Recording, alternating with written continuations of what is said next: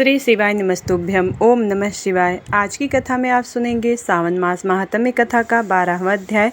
तो भगवान शिव और माता पार्वती को ध्यान करते हुए इस पावन कथा को श्रवण करते हैं। भगवान शिव बोले, हे ब्रह्मपुत्र, अब मैं स्वर्ण गौरी का शुभ व्रत कहूँगा। यह व्रत श्रावण मास में शुक्ल पक्ष की तृतीया तिथि को होता है। इस दिन प्रातःकाल स्नान करके नित्य कर्म करने के बाद संकल्प करें और 16 उपचारों से पार्वती तथा शंकर जी की पूजा करें।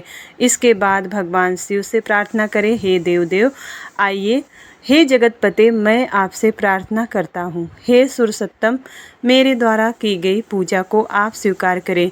इस दिन भवानी पार्वती की प्रसन्नता और व्रत की पूर्णता के लिए दंपतियों को 16 वायन प्रदान करें और द्विज श्रेष्ठ की प्रसन्नता के लिए मैं यहाँ वायन प्रदान करता हूँ, ऐसा कहें। चावल के चूड़ से 16 पकवानों से 16 बांस की टोकरियों को भरकर तथा उन्हें वस्त्र आदि से युक्त करें और पुनः 16 द्विज दंपतियों को बुलाकर इस प्रकार कहते हुए प्रदान करें, व्रत की संपूर्णता के लिए मैं ब्राह्मणों को यह प्रदान कर रहा हूँ। मेरे कार्य की समृद्धि के लिए सुंदर अलंकारों से विभूषित तथा पतिव्रत्य से सुशोभित ये शोभामयी सुहागिन स्त्रियां इन्हें ग्रहण करें। इस प्रकार 16 वर्ष अथवा 8 वर्ष या 4 वर्ष या 1 वर्ष तक इस व्रत को करके शीघ्र ही इसका उद्यापन कर देना चाहिए। पूजा के अनंतर कथा का श्रवण करके वाचन की विधिवत पूजा करनी चाहिए। सनत कुमार बोले कि हे प्रभु, इस व्रत को सर्वप्रथम किसने किया था, इसका महात्म्य कैसा है और इसका उद्यापन किस प्रकार करना चाहिए, वह सब आप मुझे बताएं। भगवान शिव बोले, हे महाभाग, आपने उत्तम बात पूछी है। अब मैं आपके समक्ष मनुष्यों को सभी संपदाएं प्रदान करने वाली स्वर्ण गौरी नामक व्रत का वर्णन करता हूँ। पूर्व काल में सरस्वती नदी के तट पर सुविला नामक विशाल पुरी है और वहाँ उस नगरी में कुबेर के समान चंद्रप्रभ नाम का एक राजा था।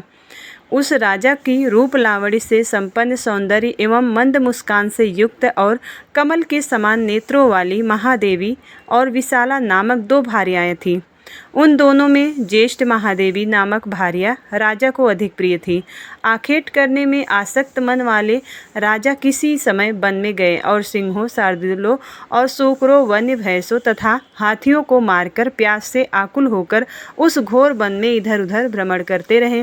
राजा ने उस वन में चकवा चकवी तथा बत्तकों से युक्त भ्रमणों तथा पीकों की समन्वित और विकसित मल्लिका, चमेली, कुमुद तथा कमल को सुशोभित अप्सराओं को तथा सुंदर सरोवर देखा। उस सरोवर के तट पर आकर उसका जल पीकर राजा ने भक्तिपूर्वक गौरी का पूजन करती हुई अप्सराओं को देखा।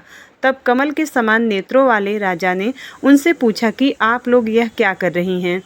इन पर सबने कहा कि हम लोग स्वर्ण गौरी नामक उत्तम व्रत कर रही हैं।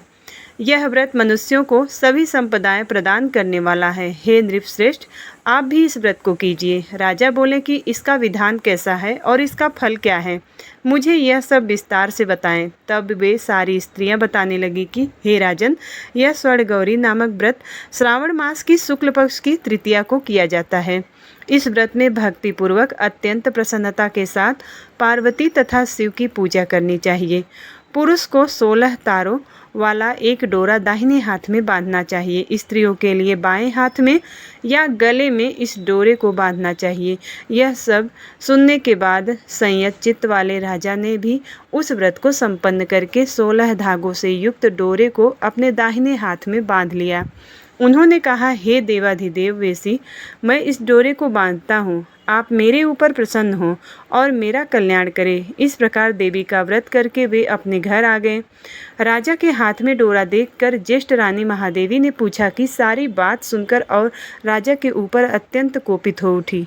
राजा ने कहा कि ऐसा मत करो, लेकिन रानी ने उस डोरे को तोड़कर बाहर एक सूखे पेड़ के ऊपर फेंक दिया। उस डोरे के स्पर्श मात्र से ही वह वृक्ष पल्लवों से युक्त हो गया।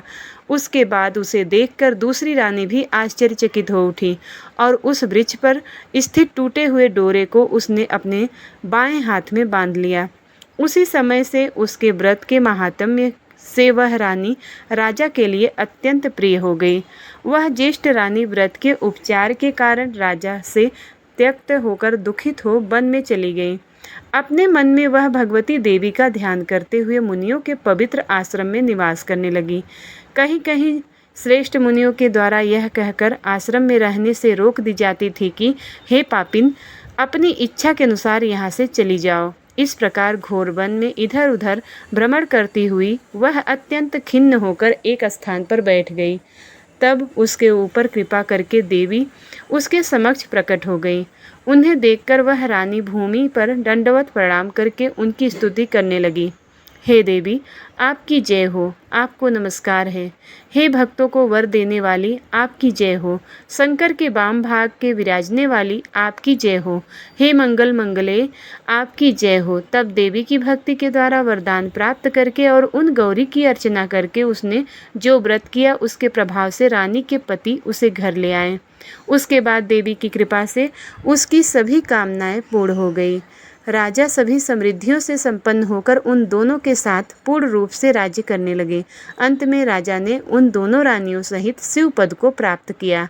जो स्वर्ण गौरी के इस उत्तम व्रत को करता है वह मेरा तथा गौरी का अत्यंत प्रिय होता है और विपुल लक्ष्मी प्राप्त करके तथा भूलोक में शत्रु समूह को पराजित करके शिव जी के विशुद्ध लोक को जाता है। हे सनत कुमार, अब आप दत्तचित्त होकर इस व्रत के उद्यापन की विधि सुनिए।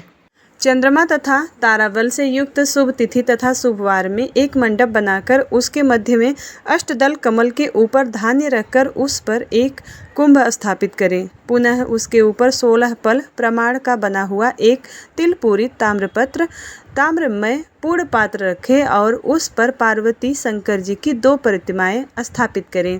शिव जी की प्रतिमा श्वेत वर्ण के 2 वस्त्रों तथा शुक्ल वर्ण के यज्ञोपवीत से सुशोभित हो। उसके बाद वेदोक्त मंत्रों से विधि पूर्वक उनकी प्रतिष्ठा करें और भली भांति पूजा करके रात्रि में जागरण करें।